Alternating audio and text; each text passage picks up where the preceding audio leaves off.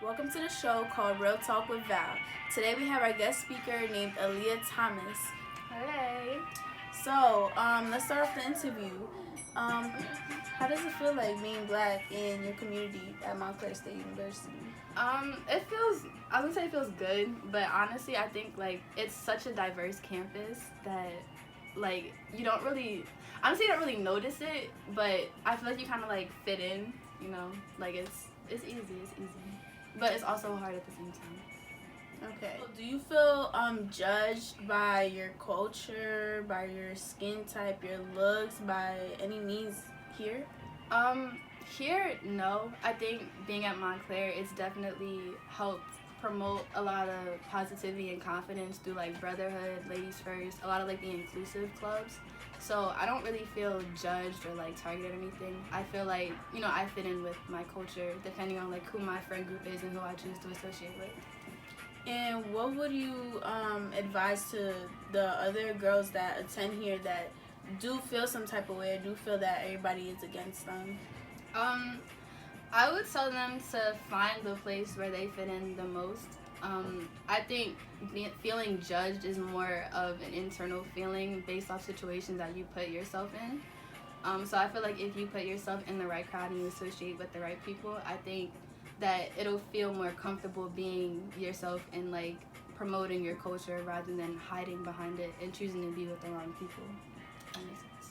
Have you ever experienced any microaggressions, prejudice? Yeah, of course. I mean, I think being in a minority, that comes with the territory. I think that for me, what helped is, like I said, finding where I belong, and I think finding a hobby that is able to promote my culture. I think that you shouldn't feel judged for too long, because I think that it causes you to want to hide behind your true self and your true being. So, I think that it's just, you have to find out what best fits you and what you want to do with your, future. I like that answer. Yes. Feelings about cultural appropriation?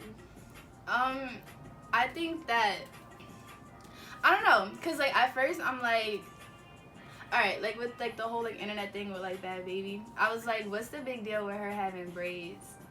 For anyone who doesn't know about the Instagram thing, this girl who is of Caucasian descent, she got braids and Instagram blew up. So my whole thing was what's the big deal about her having braids?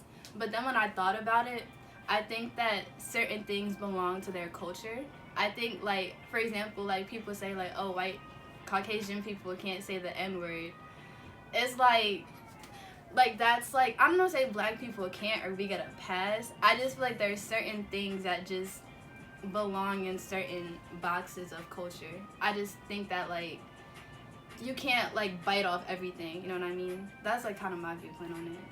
Okay, that's cool. Hearing about you giving advice on the fact that you should try and surround yourself with positive people. So what type of people do you surround yourself with in order to keep your confidence up? Friends are really supportive. A lot of times when I think I'm going through things, I think they realize it first before a lot of other people do, which as they should. But no, they always make sure that I'm cool, and when I'm having trouble expressing my feelings, it's a push to talk about it, because I always had trouble with expressing my emotions. People that I choose to surround myself around are truly positive people, I can say the least.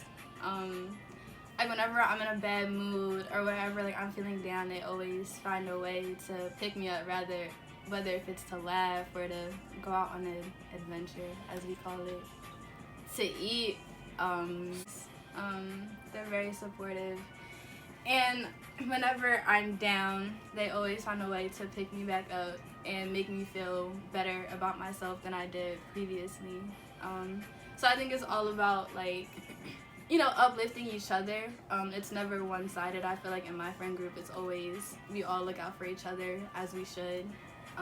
So I think that's definitely helped a lot, especially with being at Montclair, meeting all these new people. And how does that help in regards of your skin complexion? They are minorities. And I feel like a lot of my friends, most of the friends that I'm closest to, are actually all a part of the same minority, which creates a lot of similarities within our friend group. Not to say that I don't hang out with other people of different, racial ethnicities. I just think the people that I'm closest with are people of a minority because, like I said, we share a lot of the same similarities, which has definitely helped when it comes to, like, confidence issues or insecurities, a lot of the stuff that we've all been through together, so we're all able to help each other out. If that makes sense. And what would you say to girls that, that struggle with being okay with their complexions, their skin colors, when they see a different female, like, let's put an example as a Caucasian, like, let's say like a black girl prefers to look like a Caucasian, and with the nice lighter skin complexion with the straight hair. What would be your advice to those girls that have those type of insecurities? I think my advice to them would be stop comparing. Honestly, I think that a lot of times we see Instagram models on social media or, either Snapchat, whatever, Twitter, and the easiest thing to do is to compare. Like, oh, she has blonde hair, I want blonde hair. Oh, she got long hair, I want long hair. So I think, like, finding your own unique beauties within yourself. Stop comparing yourself to other people. It's way easier said than done because I think everybody's been guilty of it in some form of fashion. But I think having people around you to uplift, like, or just love you for your insecurities, I think that's important. I think a lot of times people focus on the negative parts of themselves and don't know how to accept, like, the things that they do have. So I think I would just say, find what you like about yourself and run with it, and understand that everyone, even like the girls you see on Instagram, have their own insecurities. So I think just knowing that you're not the only one and finding ways to make yourself feel better in a healthy way is the right way to go. Last question of the interview is, what do you think about these beautiful girls with melanin that don't want to be themselves anymore, that commit suicide because of these thoughts?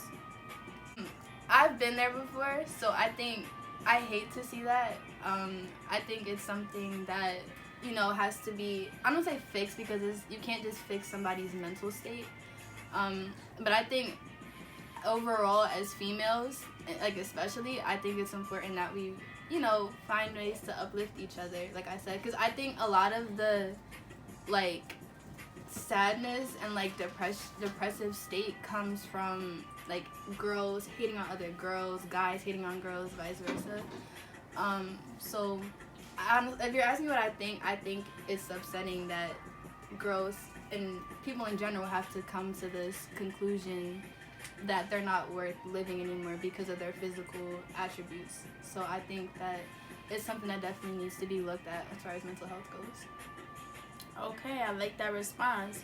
To wrap this up, I would like to thank Aliyah Thomas for joining us today and sharing her thoughts with the ongoing problems that happens in our community in Jersey and in general all over America. And thank you for sharing your thoughts. Of course. Thank you for having me on The Real Talk with Val. See you next time.